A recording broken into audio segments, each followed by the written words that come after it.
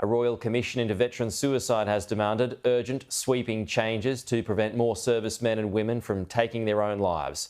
Defence leaders have promised to change the culture that's let personnel and their families down.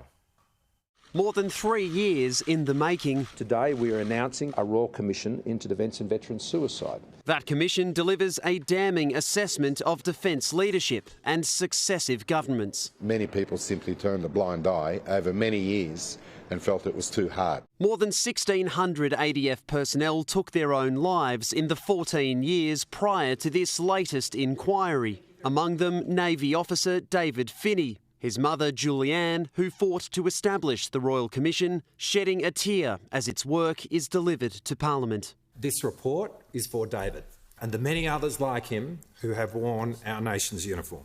The report is scathing of the Department of Veterans Affairs, calling for a new agency to be established to help personnel transition into civilian life. Both sides of politics over a long period of time, despite the best of intent, have let these diggers down. The more than 120 recommendations include proactive outreach to every veteran within 12 months of their discharge and a special inquiry into sexual violence following nearly 800 reported incidents in the ADF over the past 5 years alone. The government will thoroughly consider every recommendation. The Commission found that more than 80% of those who took their own lives had never been on the battlefield, meaning cultures and practices need to change in the barracks and in defence leadership. Shut down the Australian Defence Force Academy because we're only getting a lot of little rich kids there with no life experience, and they're the ones that end up in charge. The new Chief of Defence, David Johnston, says he has been listening to the stories told at the Royal Commission